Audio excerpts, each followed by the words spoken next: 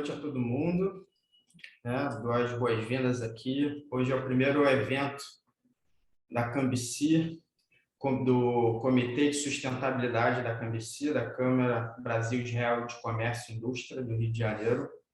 Eu, como presidente do comitê, tenho a honra aqui de receber três ilustres convidados, a Júlia Reis, o Mauro Weinstock e a Neiva Justa. Eu vou apresentá-los, né? A Júlia Reis, ela é advogada, especialista em direito ambiental. Há 10 anos, ela trabalha no jurídico da LafargeHolcim, do Brasil, e faz parte do Comitê de Diversidade e Inclusão na empresa.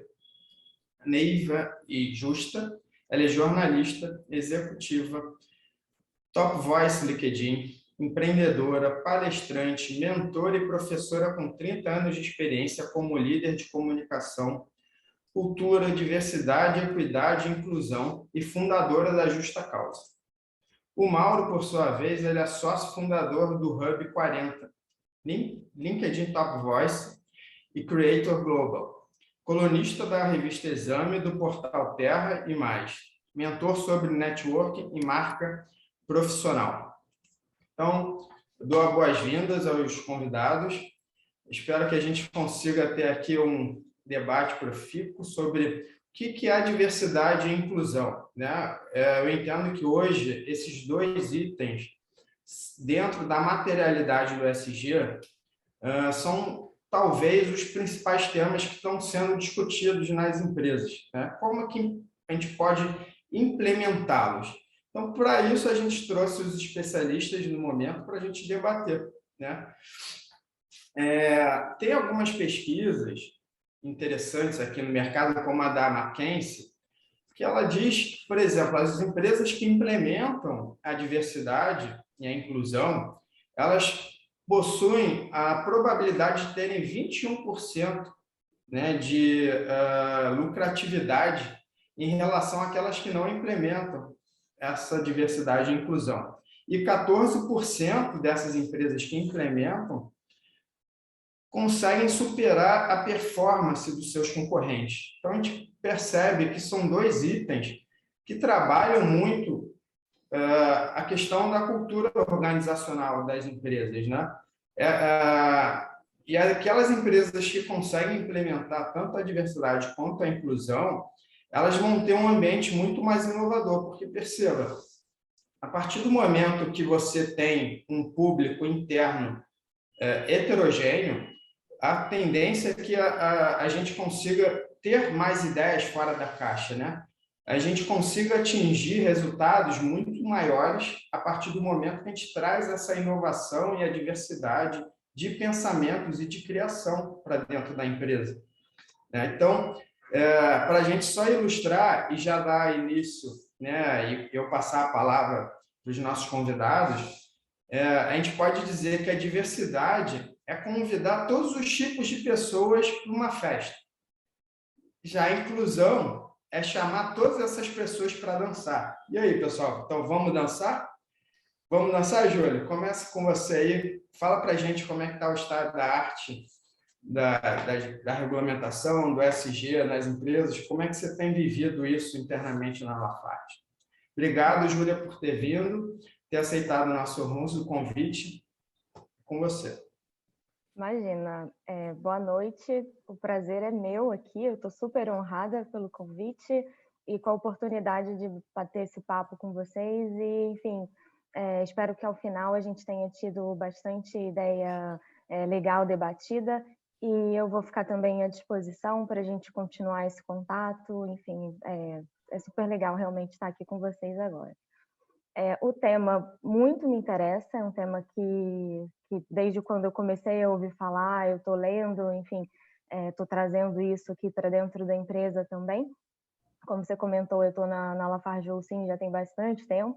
O Comitê de Diversidade e Inclusão, ele é praticamente um recém-nascido e eu me orgulho de dizer que eu faço parte dele desde a concepção.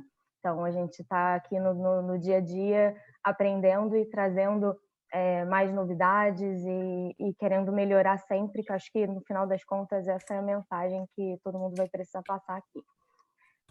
Para falar do ESG, Eu acho que é interessante primeiro a gente comentar um pouco do que é o ESG, de onde que ele surge. E o ESG, na sigla que fala do Environmental, Social and Governance, ele nasce no mercado financeiro, ele nasce como uma avaliação de fora para dentro das empresas, em que os gestores de fundos de investimento, eles olham para essas empresas e buscam avaliar como essas empresas estão considerando as variáveis ambientais, sociais e de governança no decorrer dos seus negócios. Isso porque, dependendo de como essas variáveis forem tratadas, a empresa vai ter ou não melhor potencial de geração de valor, de geração de riqueza, de lucro e, portanto, de retorno desse investimento. Então, ele é uma avaliação que eu falo que é tirar nota 10 na prova, que o seu avaliador precisa gostar de você para que você possa subsistir nesse mercado. E o grande pulo do gato, eu acho, aqui agora, é a gente olhar também no ESG de dentro para fora, né? De como que as empresas vão tratar isso no seu dia a dia. Porque você fazer ali, seguir um roteiro para tirar uma nota 10 é um caminho. Agora, você genuinamente internalizar as mudanças de cultura e buscar fazer com que isso vire um movimento contínuo, aí é o 10 de verdade, né? Não é o 10 para passar na prova. Ainda sobre tirar 10, e o estado da arte, que é o que o Jean estava comentando, não existe hoje ainda uma única lei que diga, olha, esses aqui são os requisitos para você ser ESG. O que é ser ESG? A gente vê umas críticas já na mídia agora das empresas que dizem, eu tenho ESG no meu DNA, eu sou ESG na minha origem. E aí, né, para quem já estudou um pouquinho mais, quem já está um pouco mais familiarizado com o assunto, você pensa, tá, mas o que está querendo dizer com isso, assim, na prática? Então, na prática, existem sim algumas leis, algumas normas do ordenamento jurídico já natural, que envolve também o cumprimento dessas regras, mas não existe ainda assim uma única lei que diga você precisa cumprir isso aqui para você ser ESG. O que a gente tem hoje são normas bem espalhadas, que estão vinculadas, por exemplo, a atividades de bancos. Então, o Banco Central vem e regulamenta que os bancos precisam olhar para as empresas para entender qual é o grau de risco que estão sendo assumidos, né, sobre a perspectiva ambiental, social e de governança. Então, o que isso significa na prática? Que uma empresa que vai precisar de um crédito, ou então a mesma coisa está acontecendo também para as seguradoras. Então, se você precisa de um financiamento, de um crédito ou de um seguro, você vai ser avaliado sob a ótica ambiental, social e da governança. Por quê? Já existem normas que dizem que na hora que o banco for avaliar esses pontos, ele vai ter que entender qual que é o risco que ele está assumindo. Então, se ele está assumindo, se ele está me financiando, ele vai ter que olhar qual é o risco que eu estou correndo. Então, quanto mais preparada a empresa se demonstrar para aquele risco, quanto mais atenta às mudanças, sejam elas as climáticas ou as de comportamento sociais, mais por dentro ela vai estar no mercado e usando a linguagem do mercado financeiro, mais bem posicionada para o crescimento essa empresa vai estar, porque ela vai estar na frente na hora de receber um investimento ou não. Então, isso está acontecendo independente de lei. O mercado está puxando esse movimento e que bom que ele está puxando esse movimento, porque, na minha visão, a gente acaba vendo o nascimento de um ciclo que é virtuoso, que é o mercado puxando. Por que ele está puxando? Porque está entendendo o impacto disso. E por que ele está entendendo o impacto disso? Porque as pessoas estão fazendo barulho. Então, só o que incomoda é o que é transformado.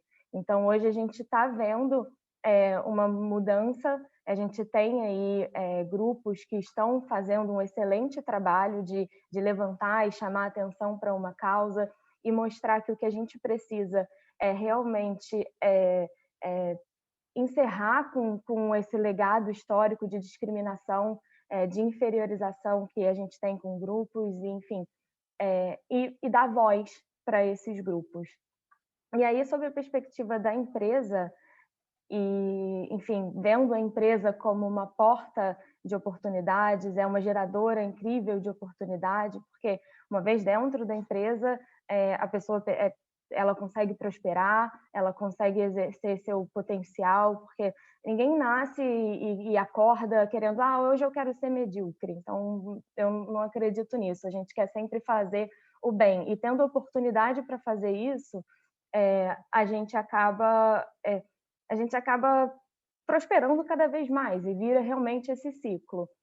Dentro da empresa, é muito fácil criar se a empresa estiver, né, bem intencionada, com esse interesse do crescimento responsável, é possível estimular a criação de uma cultura, a criação da cultura que vai ser não discriminatória, que vai ser de dar oportunidades e que não vai julgar com base nas aparências, não vai julgar com base em todos esses grupos que são os grupos minorizados, que é o que a gente trabalha nos pilares do Comitê de Diversidade. Então, a empresa tem a faca e o queijo na mão e também uma baita de uma oportunidade, porque essas pessoas que estão fazendo o barulho, elas são, ao mesmo tempo, elas podem ser os empregados dessa empresa, que dentro de uma empresa em que elas compartilhem da mesma cultura, eles vão trabalhar mais engajados, e eu vejo isso acontecendo comigo no comitê dentro da LafargeHolcim. Tem essa conexão maior com o propósito do que a empresa está fazendo, qual a marca que a empresa quer deixar. E eles são também os consumidores. Então, na hora de você escolher de quem você vai vai escolher comprar daquele que te representa. Então, entra, né, um pouco nesse comentário que o Jean fez no início, de que a empresa mais diversa, ela vai pensar fora da caixa, ela vai tomar decisões mais céleres e decisões mais acertadas, né? Porque você cria essa conexão. A conexão é muito importante e não adianta que, se tiver aquele conselho de direção tradicional de homens brancos, héteros e que estão ali a vida inteira no comando, esse grupo não vai conseguir entender, ele não vai estar na cabeça de outras pessoas, de outros grupos, inclusive, especialmente dos grupos minorizados. Então, a empresa que está percebendo isso agora, ela tem a oportunidade porque ela ainda não é obrigada por lei a seguir todos esses requisitos.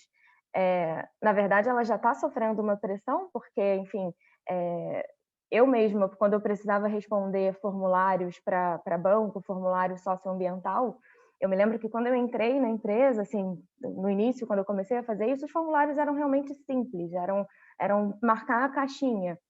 Hoje em dia, todos eles têm campo para apresentação, e hoje, quando você não tem, por exemplo, vamos supor, não é o caso da LafargeHolcim, mas vamos supor que não tem um gerente de sustentabilidade no negócio. O banco vai responder, mas por que você não tem? O que está faltando para você ter? Por que você tem esse cargo vinculado hierarquicamente ao cargo tal? Será que essa pessoa vai ter autonomia para as escolhas? Então, esse tipo de questionamento está vindo do banco e eu digo, que bom, me dá mais trabalho aqui, agora eu não tenho só mais os formulários para responder, agora a gente faz reunião, mas isso, você vê que existe essa preocupação crescente em trazer o tema para dentro das empresas, e a empresa que estiver fora, ela vai acabar sendo excluída. Então, e essa é a minha torcida, né, que realmente fique excluída. E aí, dentro do Comitê de Diversidade da LafargeHolcim, o que eu penso é que são muitos caminhos, tem muito caminho realmente para ser percorrido, para a gente conseguir alcançar um nível, no mínimo, bom, do ponto de vista de discriminação, inclusão e diversidade mesmo dentro das empresas. Mas eu penso que o momento inicial ele já aconteceu para muitas empresas, e que é o da disseminação do conhecimento. A etapa 1 da LafargeHolcim nesse processo de criação do Comitê de Diversidade foi contratar uma consultoria especializada no assunto e fazer treinamento. Então, a gente teve contato, a gente teve acesso a um material super interessante em que a gente exercita a empatia, você não precisa fazer parte de um grupo minorizado para entender que a situação deve ser alterada e que todos vão sair ganhando com isso. Então, a parte de conhecimento, de difundir o conhecimento, eu acho que é o principal ponto de partida aqui. A parte da alta liderança, alta e média liderança da empresa, estimulando e fazendo, né? Seguindo aquele discurso, não é só o discurso, né? Na prática está sendo implementado da mesma maneira. Processos de RH também tem que muitas vezes se reinventar. O nosso país, ele às vezes vai dificultar quem vai chegar para fazer parte do processo de recrutamento e seleção. Então, a gente tem que ser proativo e tem que fazer com que as pessoas cheguem. Então, a gente tem aí exemplos de empresas que eliminaram a exigência do idioma inglês para participação de processos de trainee, e o resultado foi surpreendente do ponto de vista de trazer a maior diversidade e inclusão para os seus processos. Então, eu acho que eu estou no meu tempo. Então, para encerrar, a mensagem que eu passo é: não vamos esperar que a lei exija determinado comportamento. Razões morais e éticas não faltam para que a gente migre para esses comportamentos, e o incentivo a disseminar a informação, a empatia e ao conhecimento de que você pode não ser parte de um grupo minorizado hoje, mas talvez você venha a ser, né? Acho que esse é o grupo que sem dúvida todo mundo vai fazer parte, e não pode ser você, mas é o outro. Então, com o objetivo de ter esse desenvolvimento realmente sustentável, a gente precisa fazer a nossa parte, e se não for agora com uma lei, o mercado está ditando as regras do momento. Então, é questão de tempo para ter lei também nesse aspecto, mas independente do tempo da lei, o tempo do mercado ele vai ser rígido. Então, quem não quiser ficar fora, quem quiser ser bem posicionada para o crescimento, não adianta, não vai ter como não olhar. E para fechar, o meu voto é que realmente as empresas não fiquem tão preocupadas só com a nota 10 para os fundos de investimento, mas que seja realmente uma alteração genuína, levando em conta o que vem aí de mudança de hábito de consumo, que a gente aproveite essa leva com tanta gente falando tanta coisa boa por aí. Então, vamos passar para os próximos e no final a gente pode voltar para o bate-papo. Legal, Júlia, parabéns pela participação, excelente, por sinal. É muito legal ver, né, o seu papel dentro da Lafarge, o papel da Lafarge na sociedade, ver que cada vez mais as empresas estão realmente preocupadas em implementar a diversidade e a inclusão de dentro para fora, né? E aí, como você bem falou hoje, ou você pratica ou você explica, né? Então, essa exigência está vindo aí dos atores governamentais. Vale lembrar que no final do ano passado teve a resolução da CVM número 59, que é exatamente nesse sentido, que ela pede para todas as empresas que têm capital aberto, né, CVM, que elenquem todas as suas políticas internas, políticas de responsabilidade, inclusive de diversidade e inclusão, e caso não as tenha, explicar o motivo, né? Então, essa mudança de fato está acontecendo. E aí, Neívia, queria ouvir de você. Primeiro, bem-vinda, obrigado por ter aceitado o nosso convite, mais uma vez. Então, gostaria de ouvir de você como é que está sendo essa questão da construção da cultura organizacional interna, né? O que os líderes podem fazer para implementar essa agenda, enfim, conta para a gente um pouco dessa sua experiência dentro de implementação dessa agenda nas empresas. Obrigado e bem-vindo. Obrigada, Jean, obrigada pelo convite, é uma honra estar aqui com vocês. Essa discussão, ela nunca se esgota e ela é absolutamente necessária. Bom, eu estou nessa jornada há 11 anos, desde 2011, quando eu entrei na GE para liderar a área de comunicação da GE e entrei em contato com os primeiros grupos de afinidade na GE, o Women's Network, né, o grupo de mulheres, e também ajudei a fundar no Brasil o grupo LGBTQIA+, que não existia naquele momento. Eu fundei como aliada, né? E, na verdade, o grupo foi todo fundado com aliados, depois a gente conseguiu engajar as pessoas que eram realmente da comunidade. E em 2016, e tem uma coisa que eu acho que é importante trazer, que assim, essa é uma conversa muito recente no Brasil. E aí a gente vê a conversa acontecendo de inclusão e diversidade, a gente vê a conversa acontecendo de ESG, a gente vê a conversa acontecendo de ODS. E aí a gente precisa, né, os Objetivos de Desenvolvimento Sustentável do planeta, e a gente poderia entender que isso tudo são facetas da mesma conversa. E eu, que sou um pouco mais experiente, né, com 30 anos de experiência, eu já passei por conversas de responsabilidade social corporativa, em inglês CSR, sustentabilidade. Então, a gente está devendo. O fato é que a gente está devendo e faz tempo. Então, eu sempre digo que a gente arruma um jeito de reciclar as coisas, porque a gente só muda as siglas e não faz a lição de casa.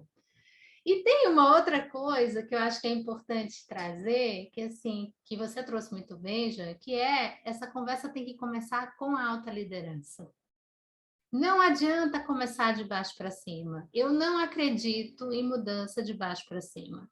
Eu acredito no poder do exemplo, o quanto ele é transformador, e esse exemplo tem que vir da alta liderança, e infelizmente a alta liderança dentro das empresas, a imensa maioria, ainda está delegando esse papel para os times de RH, de capital humano, ou para os grupos de afinidade, que na imensa maioria são formados por pessoas voluntárias. Também não acredito que trabalho voluntário dentro de corporação, que não seja metrificado, que não faça parte das metas e do bônus das pessoas, transforme a realidade.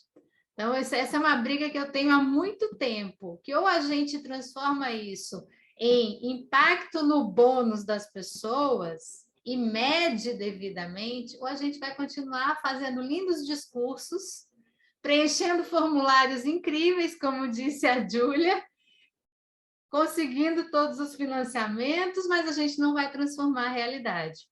E por que isso acontece? Porque nós temos muitos vieses. Nós crescemos num país extremamente preconceituoso, racista, machista, homofóbico, gordofóbico, velhofóbico ou etarista, como o Mauro daqui a pouco vai falar. E a gente não tem nenhuma consciência disso, ou não tinha até bem pouco tempo. Então, eu sempre gosto de começar essa conversa dizendo assim: todas e todos nós somos, sim, muito preconceituosos, muito racistas, muito machistas, muito homofóbicos. E a gente só consegue mudar essa realidade quando a gente trouxer para a consciência, quando a gente admitir que a gente é e a gente agir para mudar. E a mudança começa na gente. Ela não começa de fora para dentro. Ela começa em cada uma de nós. Então, a gente não tem culpa nem dos preconceitos que a gente carrega, nem dos privilégios que nós temos. Então, vamos botar a culpa de lado, porque com a culpa a gente não resolve nada. E vamos agir. Quando a gente parte para a ação, as coisas começam a acontecer. E aí eu gosto de trazer um depoimento muito pessoal. Eu sou mulher, branca, heterossexual, cisgênero, nordestina, mãe, 50 a mais. Tá? Então, não dá para me colocar numa caixinha só. Até os meus 45 anos, eu não tinha nenhuma consciência da desigualdade de gênero. Dá para acreditar nisso? Então, ninguém tem culpa das inconsciências que tem. O que não dá para fazer é a gente tomou consciência e não faz nada. Porque cada uma e cada um de nós aqui ocupamos algum lugar de poder onde a gente precisa colocar o nosso poder em ação para transformar a realidade. E por que eu não tinha consciência da desigualdade de gênero? Porque eu estava muito ocupada fazendo a minha carreira dar certo num mundo absolutamente machista e xenofóbico. Porque eu vim do Ceará para São Paulo e fiz a minha carreira dar certo. Mulher cearense, sem conhecer ninguém aqui. E aí eu tinha o viés de achar que, já que eu tinha dado certo, qualquer mulher dava certo, era só querer. Olha como eu comprei bonitinho o discurso. E eu era convicta disso. Até que, já tendo passado pela GE, sem muito me sensibilizar em relação à desigualdade de gênero, eu fui para a Goodyear em 2014 e eu descobri que eu era a primeira mulher a assumir uma posição de diretoria América Latina em 99 anos de existência da empresa no Brasil e na América Latina. E eu comecei a achar que tinha alguma coisa errada. Mas eu ainda levei um ano para entender o que estava errado. Sabe por quê? Porque a gente também, quando está numa posição de alta liderança, a gente é muito refém do ego. E aí eu tinha aquele misto de orgulho de autoria. Nossa, fui a primeira. Sou sensacional. E tinha um estranhamento, porque eu olhava para um lado, olhava para o outro, eu estava em reuniões com 10 homens brancos que não sabiam lidar comigo. Eu não tinha com quem dividir as questões que eu vivia, porque eu não tinha pares mulheres. E aí, em 2015, eu descobri qual era o meu propósito quando eu fui chamada para contar essa história numa palestra, num evento da Anshan de Goiânia de liderança feminina. Quando eles me convidaram para fazer a palestra, eu demorei para entender qual era a história que eu tinha que contar. E aí eu fui estudar. E fiquei absolutamente chocada com os dados e absolutamente chocada com a minha inconsciência. Rapidamente eu me recuperei e falei, vou colocar o plano em ação. O que é que eu posso fazer para ajudar a transformar a realidade? Principalmente porque eu tenho 2 filhas, que hoje têm 18 e 16 anos. Na época, elas tinham 11 e 9. Falei, eu preciso agir, porque não dá. Os dados diziam que a gente só teria igualdade de gênero em 100 anos. Eu não ia estar aqui para contar nem as minhas filhas, nem as minhas netas. Então, né, a gente precisa agir. E aí eu comecei um trabalho paralelo à minha função executiva, que foi, eu estava tão incomodada com a total falta de representatividade feminina em todas as esferas da sociedade, que eu comecei todos os dias a tirar uma foto onde só tinha homem e postar com a hashtag Onde estão as mulheres? E quase que me mataram, né? Eu fui agredida de todas as formas possíveis e imaginárias por homens brancos que se sentiam muito ofendidos com a minha audácia de todos os dias colocar só uma imagem como hashtag perguntando onde estão as mulheres.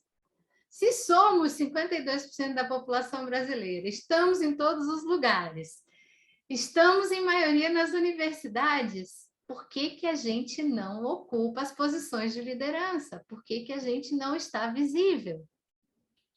E aí a gente tem que olhar para a história. Gente, a nossa entrada no mercado de trabalho é muito recente, tem 50 anos. Eu sou da 2ª geração de mulheres, talvez 3ª geração de mulheres, algumas entraram antes, que entraram no mercado formal de trabalho. Mas a maioria entrou em 1970. Até 1962, gente, há 60 anos, nós que somos mulheres casadas, pela Constituição Federal, éramos consideradas incapazes. Nós precisávamos de autorização dos nossos maridos para viajar, para ter conta em banco e para trabalhar. Ou seja, a gente deixava de ser posse dos nossos pais quando a gente casava e passava a ser propriedade dos nossos maridos. Então, vejam como isso é recente. E tem todos os estereótipos em cima da gente do que é papel da mulher, do que é papel do homem. A mulher foi talhada para ficar no ambiente doméstico. A mulher que ia para o ambiente público eram as prostitutas, que estavam ali para satisfazer os desejos dos homens. Os homens são educados ainda hoje para o poder, para o palco, para a competição. A gente não, a gente é educada, basta ir numa loja de brinquedo que a gente vê isso. Quais são os brinquedos que a gente dá para as nossas meninas, quais são os brinquedos que a gente dá para os nossos meninos. Então, tem um monte de estereótipo aí para ser desconstruído. E o momento mais crucial em relação à carreira das mulheres e essa falta de oportunidades, essa falta de visibilidade, é a maternidade. Hoje, 50% das mulheres que voltam da licença maternidade são demitidas em até 2 anos. Demitidas de empresas Great Place to Work. Empresas que ganham prêmios de inclusão e diversidade. Isso acontece ainda todos os dias no nosso país. E 1 em cada 4 dessas mulheres não volta mais para o mercado formal de trabalho. Isso não entra na minha cabeça, porque pensem só, nós só estamos aqui, cada um e cada uma de nós, porque uma mulher, a nossa mãe, resolveu doar o corpo, o tempo e a energia dela para nos trazer para o mundo. Se cada mulher decidir não ter mais filho, a humanidade acaba. Mas parece que quando a gente entra no mundo corporativo, a gente esquece disso. E a gente penaliza e segue penalizando as mulheres quando elas decidem engravidar, quando elas decidem ter filhos. E a gente não faz isso com os homens. A gente avalia de maneira diferente homens e mulheres. Então, tem muito trabalho para ser feito. Muito trabalho para ser feito. E aí a gente vai para um território que é, quando a gente fala de diversidade, equidade, inclusão e pertencimento. São coisas diferentes. Não adianta trazer diversidade para a empresa e não incluir as pessoas. Não adianta trazer diversidade para as empresas e ter avaliações diferentes, 2 pesos e 2 medidas. Então, você tem que trazer equidade também. Você tem que preparar o ambiente, você tem que mudar a cultura. E a cultura, quem faz a cultura das empresas somos todos nós. Mas o exemplo, volto para a questão do exemplo, o exemplo tem que vir de cima. O exemplo tem que vir da alta liderança. E aí, só para encerrar a questão das mulheres, que também é uma coisa que eu venho discutindo bastante, que é assim, nós, mulheres, fomos educadas para competir entre nós pela atenção do príncipe. Então, quando se fala em sororidade, ou se diz que as mulheres são muito competitivas, que as mulheres não confiam umas nas outras, é o machismo estrutural operando para separar a gente. Total. Então, assim, a gente se ajuda sim. Eu sempre digo, aí o outro movimento que eu criei foi o Aqui Estão as Mulheres, que é um movimento total de sororidade, onde todos os dias eu posto uma imagem de uma mulher que eu conheço ou que eu não conheço, protagonizando uma história de sucesso com a hashtag Aqui Estão as Mulheres, fulana de tal nos representa. Porque cada mulher que chega lá abre espaço para todas as outras que vierem. Só que nós ainda somos muito poucas na alta liderança das empresas. Nós ainda somos tão simplesmente 11,5% de conselheiras de empresa nesse país. Nós ainda não estamos ocupando as posições que deveríamos estar ocupando. E por que a gente não está ocupando? São essas as perguntas que a gente tem que se fazer. Como é que a gente reverte esse jogo? Nós, mulheres, somos responsáveis por 80% do consumo desse país. Já imaginaram se todas as mulheres resolverem boicotar as empresas que não têm mulheres na alta liderança? A gente já vê um movimento nas bolsas. Para as empresas abrirem capital, elas têm que ter pelo menos uma mulher no conselho de administração. É pouco. É pouco. A gente precisa ter a devida representatividade. Só que tem uma outra coisa, e eu prometo que eu solto o microfone aqui para o Mauro, que é o seguinte, e eu tenho falado isso muito para as mulheres que estão em posições de conselho, em posições de alta liderança. a gente está reproduzindo o modelo masculino. Todas as mulheres que chegaram lá são brancas, heterossexuais, cisgênero, privilegiadas e sem nenhuma deficiência aparente. Quando a gente olha para as mulheres, a gente precisa olhar de maneira interseccional. A gente tem que trazer todas, tem que trazer as mulheres lésbicas, mulheres bissexuais, mulheres trans, mulheres pretas, mulheres com deficiência, mulheres com mais de 50 anos. A gente tem que trazer todas as mulheres.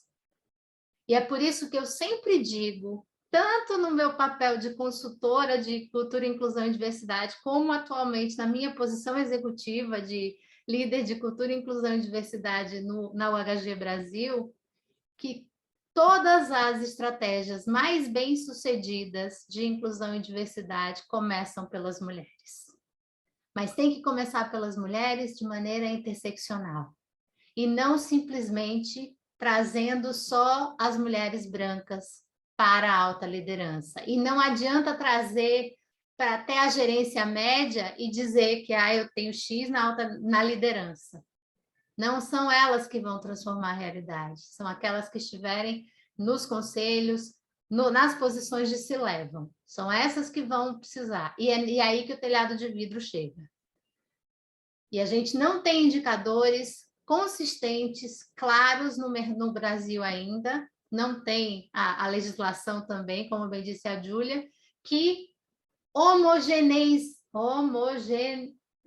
já não vou saber dizer a palavra, né? Que torne todo mundo comum no mesmo patamar, para que a gente possa comparar uma empresa com a outra. Hoje é tudo muito autodeclaração. Então, se eu disser que eu sou linda e que tenho as melhores práticas, como é que vocês vão comprovar? Se a gente não tem métricas, se a gente não tem como comparar. Então, Jean, voltando para o seu ponto, tem uma transformação cultural absolutamente necessária que precisa ser liderada pelos líderes C-level das empresas que, infelizmente, ainda estão delegando isso. E isso é indelegável. Com grandes poderes vem grandes responsabilidades. E cada líder C-level de cada empresa desse país precisa assumir a sua responsabilidade nessa transformação social do nosso país. É isso. Maravilhosa, Neiva. Eu ficaria aqui te escutando por muito tempo. Eu acho que temos aqui no nosso chat aqui algumas intervenções, mas antes disso, eu queria até deixar registrado, eu recentemente eu tive um filho, né? Meu filho tem 4 meses, então eu e minha esposa a gente vem enfrentando aí algumas dificuldades, né, para ficar com ele. E eu fico me perguntando, a minha esposa é empreendedora, no caso, então ela não teve essa licença maternidade. E a gente fica se questionando como que as mulheres, em geral, conseguem retornar para o trabalho tendo que continuar a amamentar, né, o filho. A gente não conseguiu chegar ainda numa conclusão, numa resposta satisfatória, né? E por outro lado, mais recentemente a gente viu aí também nos países que possuíam líderes femininas, o resultado na gestão da pandemia foi maravilhoso, né? Foi completamente diferente o resultado e a eficiência para proteger a população. Então, a gente vê aí que realmente vocês, mulheres, são guerreiras e precisam ter mais espaço. Eu queria aqui, antes de passar a palavra para o Mauro, só mencionar aqui algumas intervenções que a nossa audiência escreveu aqui no chat. A Henriette, que é a nossa tesoureira da Câmara, um beijo para ela, ela também não crê em mudança sem engajamento, né, de verdade, da alta liderança. A Rosemary, também lá da Cambici, ela concordou com você, Neiva, preciso de mudança de mentalidade para que haja essa transformação e evolução. A Ellen vê que a realidade de mulheres negras com mais de 40 anos, onde estão essas oportunidades de liderança, precisa começar. Em relação até a mulheres negras, eu faço até uma meia-culpa aqui, eu gostaria de ter trazido uma mulher negra para participar, para ter o lugar de fala dela. Infelizmente, por falta de oportunidade, eu convidei algumas, não consegui trazer, vai ficar para uma próxima oportunidade, mas eu queria muito ter trazido uma mulher negra. A Fabi comenta: éramos propriedade do pai, e quando casávamos, do marido. Daí vem que carregamos o sobrenome do pai e quando casamos o do marido. Realmente, essa aí é uma mudança que eu acho que tem que fazer. E a Henriette, por fim, até a década de 70, o estupro era classificado como crime contra os costumes e só podia ser denunciado pelo pai ou marido da mulher vítima de violência. Ou seja, como você falou, né, Neiva, a mulher era vista como um objeto. Graças a Deus isso já vem mudando, já mudou, mas precisa mudar muito ainda. Mauro, passo a palavra para você. Agora a gente vai escutar o Mauro falar um pouco sobre a inclusão dos 40 mais. Eu acho que aqui, eu acho que vale a pena mencionar que dentro da diversidade a gente pode classificar em alguns subgrupos, né? Que é o de idade, de gênero, orientação sexual, etnia e deficiência. O Mauro vai falar especificamente sobre o da idade, né? Que hoje o mercado de trabalho tem um certo preconceito com o pessoal de mais idade, né? Prefere contratar mais jovens, seja pelo salário, enfim. Vamos ouvir o grande especialista Mauro aqui. Mauro, obrigado por estar aqui conosco e ter aceitado o nosso honroso convite. A palavra está com você. Muito obrigado, Jean. Muito obrigado para a Câmara. Mais uma vez, a gente está participando de um evento. Eu tenho o privilégio de estar sempre na Câmara e ser co-organizador, né, e co-moderador do Orgulho Empresarial que a gente faz na Câmara também, junto com a Henriette, aqui na plateia. E eu estou vendo também aqui na plateia o Cláudio Bodenberg, que é o presidente da Câmara de Comércio Brasil-Israel também. Então, para mim, é muito marcante ter ele aqui. Então, Cláudio, um grande abraço para você. E dividir a telinha com, além de você, Jean, duas especialistas aqui que falaram até antes de mim, a Júlia e a Neiva, que eu admiro muito. Para mim também é super enriquecedor, né? Então, muito obrigado pela participação de vocês também. Parabéns pela apresentação. Só um detalhe antes de começar a projetar a minha apresentação. Eu queria só dizer, Jean, que você colocou muito bem agora o aspecto da diversidade, né, etária, por aí vai, a gente vai detalhar um pouquinho mais sobre isso. Agora, a diversidade etária, na realidade, abrange todas as outras, né, porque todos estão envelhecendo todos os dias, independente da idade. Se nós temos 1 ano ou temos 100 anos, nós estamos envelhecendo da mesma forma. Então, e se a gente é mulher, se a gente é homem, se a gente é pessoa com deficiência, não importa, também estamos envelhecendo. Então, a gente engloba, e dentro da gente há todos os tipos, há vários tipos de diversidade, também, como a Neiva e a Júlia colocaram. Eu vou fazer diferente de vocês, né? Eu tenho um PPT aqui, eu vou apresentar vou tentar acelerar um pouquinho esse PPT, porque o tempo é muito curto, mas eu acho que há informações aqui muito interessantes que eu acho que vale a pena compartilhar com vocês. Eu queria ilustrar também, né? Porque alguns são visuais, né? Então é bacana também a gente poder compartilhar isso. Vocês estão vendo a apresentação ou não? Dá para ver? Então, beleza. Um pouquinho aqui só reduzindo aqui para mim, só um minuto. Agora foi. Um pouquinho antes de começar o tema, falando de mim, eu sou LinkedIn Top Voice, LinkedIn Creator, nomeado pela rede. Sou sócio fundador do Hub 40+, uma consultoria voltada para o público acima de 40 anos. Sou colunista da revista Exame, do Terra, entre outros veículos. Sou moderador de eventos também, além da Câmara, também da Exame. Palestrante sobre diversidade etária, inclusive em alguns eventos internacionais. Mentor de executivos nas áreas de network, marca profissional. E professor da SPM, do IBEF e de outras universidades. Então, iniciando a palestra, a gente vai falar sobre alguns temas aqui: expectativa de vida, empregabilidade, empreendedorismo, gerações, inspiração, ageless e tendências. O envelhecimento populacional está entre as mega tendências para o século XXI, assim como a ascensão feminina, diversidade, equidade, inclusão e o encontro geracional, por exemplo, dentro do mercado de trabalho. E por que é tão importante isso? Porque a expectativa de vida no mundo inteiro do Brasil, particularmente, está aumentando de maneira avassaladora. Em 1940, a expectativa de vida do brasileiro era de 45 anos. O velhinho é considerado aquele que tinha 41, 42 anos. Só que com os mesmos 42 anos, hoje a gente vê campeão mundial de UFC. E com 56 anos, pessoas, atletas, estão quebrando recordes mundiais e conquistando medalhas de ouro em Jogos Paralímpicos. Então, voltando à expectativa de vida. Se em 1940 era de 45 anos, já deu um salto em 2020 e pulamos para quase 77 anos. Se fizermos uma projeção, teremos em breve muitos e muitos brasileiros vivendo acima dos 100 anos.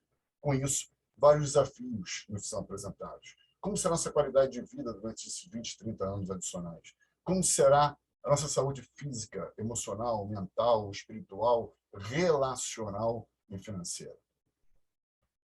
No entanto, falamos muito de diversidade e expectativa de vida, mas o ageísmo, o etarismo, o idadismo é uma realidade. São 3 termos que significam preconceito etário. De acordo com esse levantamento da Organização Mundial de Saúde, ele está presente em 1 em cada 2 pessoas no mundo. O idoso continua sendo sinônimo de primitivo, gagá e caduco. Será que são esses os idosos que nós conhecemos? Na Itália, a Sociedade de Gerontologia e Geriatria qualifica o idoso com 10 anos a menos da expectativa de vida, que no país é de 85 anos. Na Austrália, foi feito um levantamento que detectou que se 5% mais pessoas com 55 anos ou mais estivessem empregadas, o país teria um acréscimo na economia de 35 bilhões de dólares ao ano. E no Brasil? 70% dos profissionais com mais de 40 anos já sofreram etarismo no mercado de trabalho. Será que faz sentido colocar um anúncio qualificando a idade máxima como 33 anos? Faz sentido ser velho aos 35 anos? Será que faz sentido a gente ver um post com uma menina de 38 anos reclamando que houve preconceito etário na sua avaliação? Será que faz sentido ter uma aposentadoria compulsória quando a gente chega a determinada idade, se esse profissional realmente é respeitado pelo mercado e está entregando resultados para a empresa? Quantos brasileiros são 60 a mais? Em 1960 eram 5% da população. Passou, no ano retrasado, em 2020, a 16% da população. E em breve chegaremos a 68 milhões de pessoas. Realmente, a idade não limita ninguém. E a gente entra com a idade, fala de empregabilidade. Um fato. Estamos vivenciando hoje uma época em que há mais de 12 milhões de desempregados. Pessoas das mais diferentes experiências de diversidade, que ostentam cartazes desse tipo. E 50 mais, particularmente, são mais de 55 milhões de brasileiros. E ainda vemos esse tipo de colocação. Pessoas com mestrado, com doutorado, com pós-doutorado. Pessoas com mestrado, doutorado e pós-doutorado segurando um pires na mão. E o que dizer de mulheres 50 a mais? E mulheres negras 50 a mais? E se ela for deficiente, como é que fica, né, Ney? Por outro lado, a média de idade dos CEOs das principais empresas da Bolsa de Valores é de... Opa, agora saiu aqui. A idade média dos CEOs das principais empresas do Brasil, do estado da Bolsa de Valores, é de quase 54 anos. E aí eles começaram a perceber a liderança de que organizações movidas por um propósito, ou seja, que geram impacto positivo na sociedade com um retorno financeiro maior. Por isso começaram a contratar os talentos maduros. Diversidade é a palavra-chave das equipes de sucesso. Por isso, várias empresas começaram a criar programas para recrutar quem tem acima de 50 anos. E aí começam a aparecer várias iniciativas positivas. Várias empresas começaram a se mobilizar para isso, entre as quais a Mungeral, a Egon, por exemplo, empresas de farmacêuticas, como a Eurofarma, Unilever, por aí vai. E aí o resultado começa a aparecer. As contratações desses profissionais 40 mais cresceu absurdamente, de maneira positiva, claro, nos últimos tempos. E vão se multiplicando. E quais são as razões para contratar o profissional 50 mais? Equilíbrio, confiança, liderança, maturidade, a possibilidade de promover uma integração intergeracional, que é riquíssima, network acumulado em várias décadas de carreira e a lealdade, ou seja, são menos propensos a mudarem de emprego. O que esse profissional deve fazer? Entendendo, em primeiro lugar, que o tripé educação, emprego e aposentadoria está totalmente obsoleto.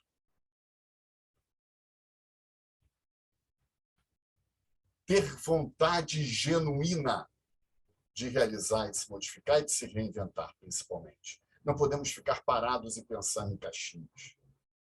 De acordo com esse Headhunter, Ricardo Bassaglia, conhecimento técnico é o que te coloca no jogo. Inteligência emocional te dá condições de vencer o jogo, mas é justamente a capacidade de adaptação que te faz ganhar os campeonatos.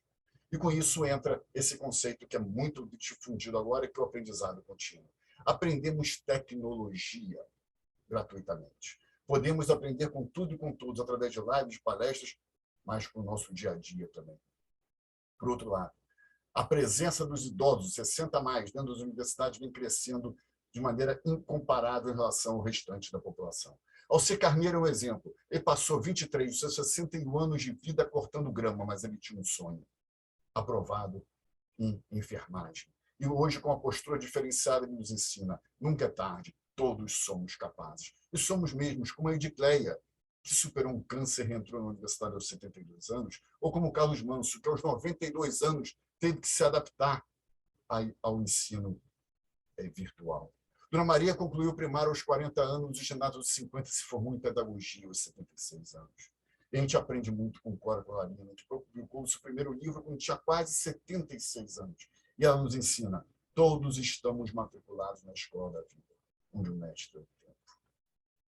LinkedIn, uma ferramenta indispensável, onde a gente consegue nos entender melhor e ter uma autoestima mais fortalecida. No mundo há quase 800 milhões de usuários. No Brasil, são mais de 51 milhões de profissionais dentro dessa rede social, que muito mais é profissional. A gente pode estabelecer uma marca profissional assertiva, pode localizar pessoas certas, aprofundando nosso network, fazer negócios, parcerias e ter uma recolocação. Empreendedorismo talvez seja um dos principais sonhos do brasileiro, e os números não param de crescer. Só que os empreendedores com mais de 50 anos estão ganhando relevância no Brasil. E no meio startupeiro, a mesma coisa. Experiência pesa mais do que a juventude no sucesso das startups. Esse gráfico demonstra que a média de idade das startups, dos CEOs das startups de sucesso no mundo é de 45 anos. E por que empreender com mais de 60 anos? Mauro, desculpa te interromper. Eu acho que a sua apresentação está parada. Opa, meu Deus do céu, peraí. Ninguém viu nenhuma tela antes? Caramba! E agora? Agora foi, atualizou. Mas foi? Tá. Tá vendo agora? Tá dando para aparecer, não? Sim, sim, pode continuar. Então, por que empreender aos 60 anos? Por necessidade financeira, identificação de alguma oportunidade no mercado, realizar um sonho adormecido, ou simplesmente para esse profissional sentir que é útil e produtivo. E aí entra o trabalho voluntário também, por exemplo. Ou pode ser com tudo isso junto e misturado. Está passando o slide, Jean? Tudo certo, tudo certo. Tá, perfeito. E o impacto é real. A gente vê vários exemplos nesse sentido. Edson é um exemplo. Demitido aos 65 anos, ele criou uma plataforma de gestão totalmente online. E o impacto social também é uma realidade. Henrique Veiga hoje ajuda a comunidade carente na África e no Oriente Médio. Marcos Vasconcelos ensina inovação através de seu livro. E no Japão, uma empresa paga para idosos se tornarem empreendedores. São vários exemplos no mundo inteiro e no Brasil particularmente. E quando falamos de gerações, quem são, aonde estão, como se comportam, há vários tipos de qualificação para definir as gerações. Cada uma tem a sua característica muito própria. Será que tudo isto faz sentido? Será que os 20 mais têm os mesmos propósitos, os 40 mais a mesma maturidade, os 60 mais as mesmas perspectivas, os 80 mais têm os mesmos interesses? Será que os 100 mais têm os mesmos sonhos? Será que as mulheres 50 mais pensam da mesma maneira? Isso aqui foi um encontro intergeracional, um vídeo que já teve mais de 30 milhões de visualizações. E aí uma menina de 6 anos pergunta para uma centenária: qual o segredo para viver tanto? Com certeza, cada um dos centenários sentados nessa cadeira teria uma resposta diferente. Por isso é tão importante o compartilhamento, a curiosidade e a troca geracional. Isso que acontece com programas que vão sendo multiplicados no mundo inteiro, como o programa Conchego começou na Holanda, na Finlândia, foi replicado em Portugal com ambas as gerações. Ou programas de capacitação tecnológica, em que o mais novo normalmente ensina tecnologia para o mais velho e ambos saem beneficiados. Olha o resultado final dessa moça que estava sentada, deitada e triste, para o sorriso depois de uma capacitação dessa. E aí a gente vê a reinvenção também no empreendedorismo, negócios familiares ou entre amigos, muitas vezes com idade o dobro da outra. A Fabiola Mara tem 91 anos e criou um projeto para vender coxinhas dentro do Instagram. Juntou a família, filhas e netas, e resolveu empreender. Hoje virou personagem, faz lives e ensina empreendedorismo. Dona Mara tem 90 anos e Vó Rosalina 86 e tem mais de 4 milhões de seguidores nas redes sociais, 4 milhões de netinhos nas redes sociais.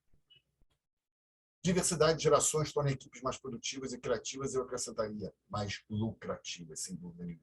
Aqui é um filme clássico que nos ensina o poder da colaboração, o aproveitamento das oportunidades, o autoconhecimento e a ética e os valores acima de tudo. Aqui são outros seriados que eu recomendo também sobre esse assunto.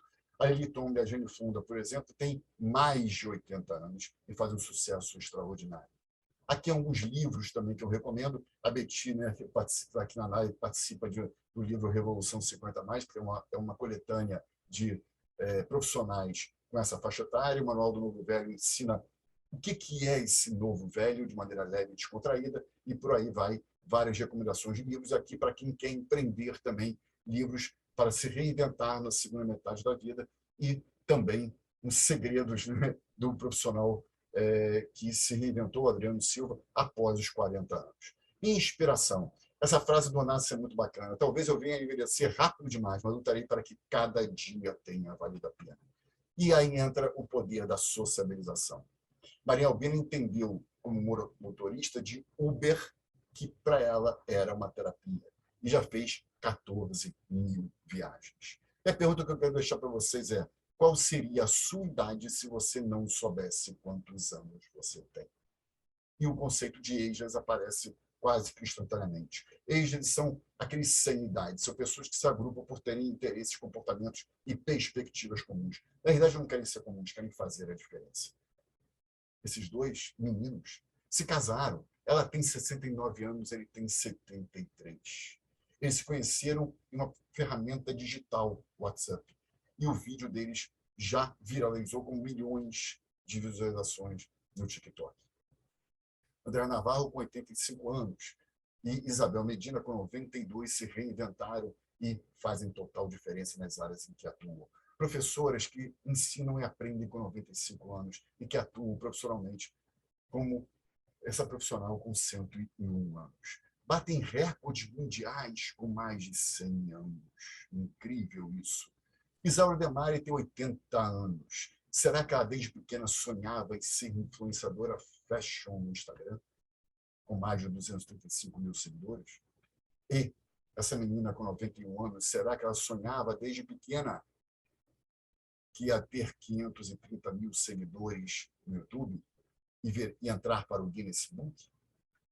Diversidade, sustentabilidade, flexibilidade, oportunidade, pluralidade, maturidade, possibilidade e criatividade rimam com rentabilidade.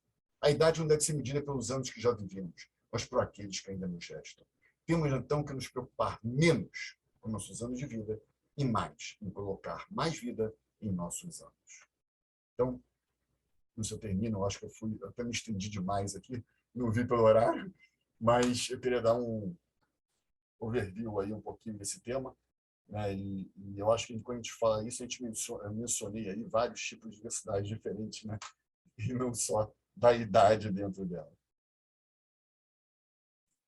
Mauro, sensacional, inspirador esse conteúdo que você passou para a gente. E aí, respondendo a sua pergunta, eu acho que eu tenho 20 anos. Eu quero ter 20 anos eternamente. Eu não sei aos demais convidados, até convido a responderem, mas eu quero ter 20 anos para o resto da minha vida. Aí a Eu estou gente pode ter fazendo. os anos que a gente quiser, né? Porque os anos estão na mente, né, Júlia? Né, Jana? Os anos estão aqui dentro. A gente tem que fazer acontecer diariamente, né? Eu estou fazendo 31 amanhã e eu costumava responder de uma forma que eu já vou corrigir, né? Que assim, eu acho que eu tenho 90 anos, porque eu não sou muito boa para mexer em tecnologia, não, sabe? Mas eu acho que eu não vou mais responder isso, né? Porque os 90 anos aí já me mostraram que vão me dar aula e eu não vou mais poder usar essa expressão. Sensacional, Júlia. E você, Neiva, que a gente ouvia. Quantos anos você tem? Eu tenho 52 muito bem vividos, com muito orgulho. Estou no meio da vida, com muita alegria. Nunca estive tão bem quanto agora. Eu diria que eu estou no meu melhor momento e eu acredito que o melhor momento da gente é agora. É esse que a gente tem aqui. Não tenho saudosismo nenhum. Tenho muito orgulho da mulher que eu venho me tornando e ainda vou viver. A minha avó tem 99, vai fazer 100 anos, um dia depois do meu aniversário, em julho. E eu quero viver. Eu prometi para as minhas filhas que eu vou viver 100 anos lúcida e realizando e transformando a realidade. Opa, maravilha, né? Que beleza. Muito bom, gente. Então, mais uma vez, agradeço aí aos debatedores, trouxeram excelentes conteúdos. Eu acho que o espaço de tempo era muito curto, né, para a gente apresentar tudo que esse tema merece, né, mas eu acho que ficou com um gostinho aí de quero mais.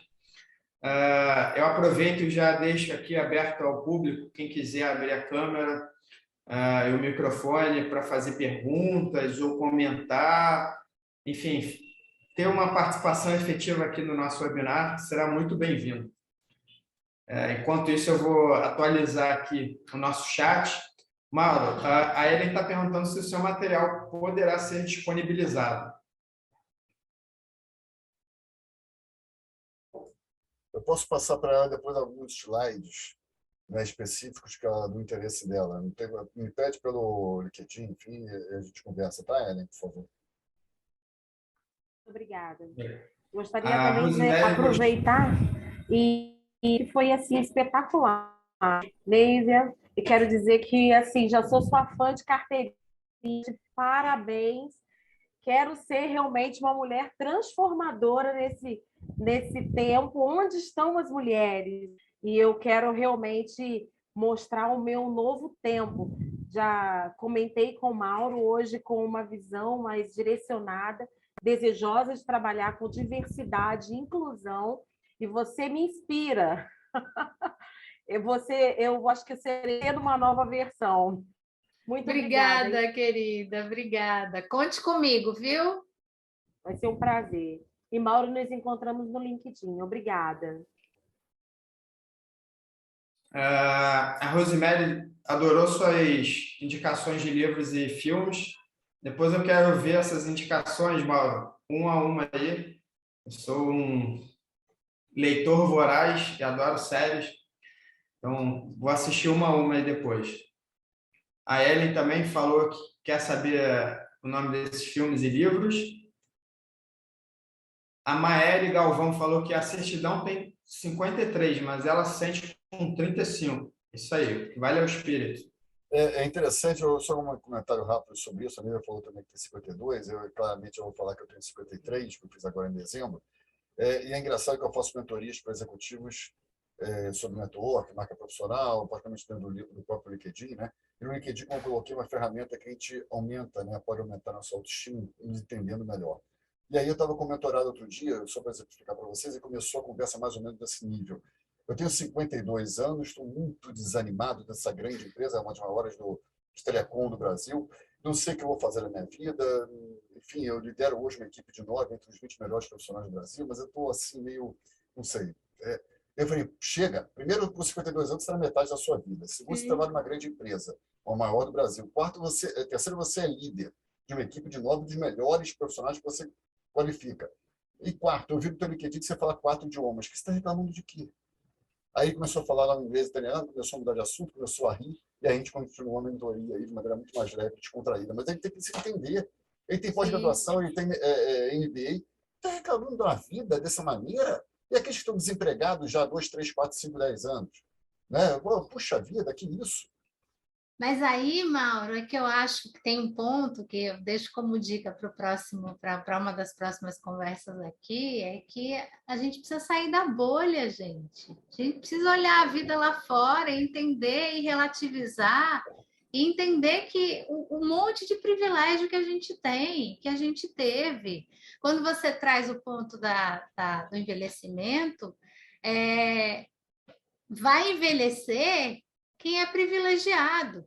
Se você olhar o mapa da desigualdade social aqui em São Paulo, você vê que quem mora no bairro que eu moro vive 78 anos. Quem mora num bairro de periferia vive 57 anos.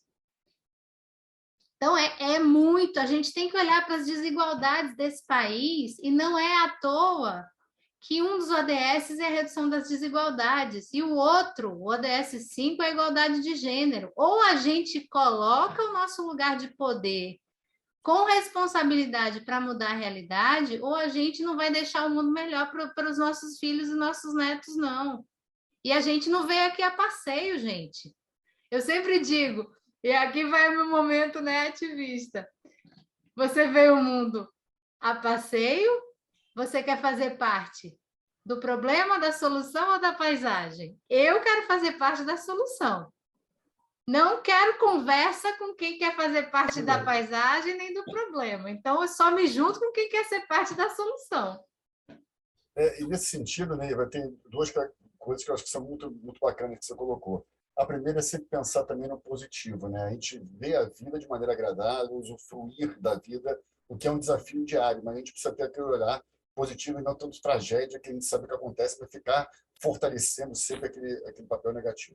E o outro a gente fala muito de preconceito, né? A gente fala até da religião judaica, né? Que a gente nasce, né? Que é um outro tipo de diversidade, que é a diversidade religiosa que a gente não mencionou ainda. Mas ontem eu estava numa live a convite do próprio LinkedIn, uma live interna do LinkedIn, e um dos convidados foi exatamente a Luísa Trajano. Então, estava eu e a Luísa Trajano lá conversando exatamente sobre diversidade etária, e ela tem 70 anos. E ela falou uma frase que foi muito marcante, que ela falou o seguinte: vamos parar de ter preconceito e passar a ter pós-conceito. Né? Então, esse foi o recado que ela deixou muito claramente na live. Eu acho que é isso que a gente tem que colocar, né? Não julgar previamente ninguém e sim o resultado, sim a entrega, sim outros tipos de características que aí são metrificadas também no ambiente corporativo, que eu estou mencionando. Né? E tem Nesse uma aspecto, outra... Opa, fala, Júlia. Desculpa, Neiva. Eu vejo esse aspecto como o mais importante mesmo para a construção da cultura, que foi como você comentou, Neiva, no início, que a parte dolorosa, e é mesmo, porém necessária, é reconhecer que todo mundo tem seus preconceitos. A gente não nasce vazio, a gente está dentro de uma cultura que a gente já vem com as construções sociais e com as heranças, e é muito difícil desconstruir isso, mas é o caminho necessário. Então, aí voltando para a fala da Luísa Trajano também, o pós-conceito é o estado da arte da gente conseguir eliminar esse legado de inferiorização, de discriminação que a gente traz por força da construção social que a gente vive. É a parte mais dolorosa e mais necessária. E para isso a gente precisa ouvir, a gente precisa estar aberto a ter interesse genuíno pelo diferente, a respeitar o diferente, a entender que o nosso ponto de vista é só a nossa vista a partir do ponto em que a gente está localizado. E que a gente não é dona da verdade, que não existe verdade absoluta. Tem um monte de coisa que a gente está aprendendo o tempo todo. Tem tanta coisa, gente, é tão rico o processo, é tão rico, que assim, é no mínimo burro a gente ficar estagnado onde a gente está, agarrado àqueles preconceitos que a gente tem. Vamos expandir a consciência, vamos aprender, vamos sair da bolha. E aí, mais uma dica, Jean, para falar aqui da questão da violência contra as mulheres, tá? Porque isso aí é um assunto absolutamente necessário. Eu postei hoje no LinkedIn, quem quiser ver um artigo que saiu meu na HSM, que eu falo disso. A pandemia aumentou horrivelmente os índices de violência contra as mulheres e, pior, nos tirou do mercado de trabalho por conta dos estereótipos. Até 2020, nós representávamos 50% dos trabalhadores formais do país. Hoje, a gente representa 45,8%. Olha a quantidade de mulher que foi obrigada a sair do mercado formal de trabalho. Isso sem falar de todas as questões de assédio moral e assédio sexual no ambiente de trabalho, todas as microviolências que a gente sofre. Então, estou totalmente à disposição se quiserem falar sobre isso numa próxima oportunidade, porque eu sou a defensora desses temas. Bom, Ney, você já está convidado aqui. Agradeço, então, a participação de, mais uma vez, Neiva, Júlia, Mauro, da nossa audiência, quem esteve aqui hoje conosco e contribuiu para essa discussão tão necessária, né? A gente precisa de mais fóruns de discussões para assuntos como esse, como a Neiva falou. Enfim, agradeço a todo mundo. Acho que a gente até ultrapassou um pouquinho o tempo que a gente tinha alinhado, né? Mas acho que o entusiasmo deixou fluir, né? Então, enfim, se alguém quiser ainda fazer uso da palavra, a última oportunidade agora, antes da gente encerrar, fica à vontade. A gente tem mais 5 minutinhos aí, está na prorrogação. Bom, eu queria, em nome da Câmara Brasil-Israel, agradecer a todos e a todas, né? Neivia, minha querida amiga, Mauro, meu parceiro de orgulho empresarial, Jean-Marc, meu parceiro de Câmara, e Daniel também. Temos aqui várias pessoas da Câmara Brasil-Israel, o Cláudio, que é o nosso presidente, também está aqui presente.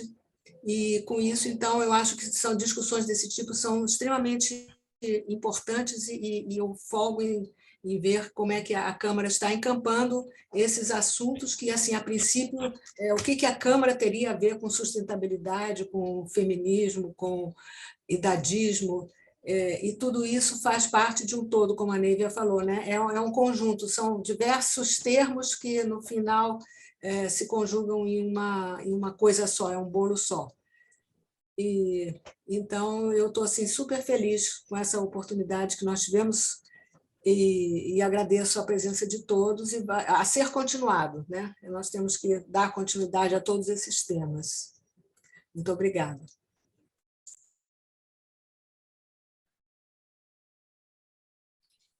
Legal. Obrigado, Henriette, pelas palavras. E é isso. Então, a gente fica por aqui. Cláudio, quer dar uma palavra como presidente? Abrir aqui. Agradecer a todos aí que participaram e uma palestra dessa de alto nível, onde todos dão um pouquinho da sua contribuição, do seu conhecimento, para o engrandecimento geral de todos e da Câmara também, com certeza. Tá? Obrigado e vamos continuar nessa linha aí de fazer essas palestras, esses encontros que são extremamente importantes. Aproveitar aqui para agradecer o Mauro e a Henriette, que organizam sempre, e agora você também na diretoria aí de sustentabilidade. Então é isso. Obrigado. Obrigado, Cláudio, pelas palavras. É isso, pessoal. Obrigado aí pela presença.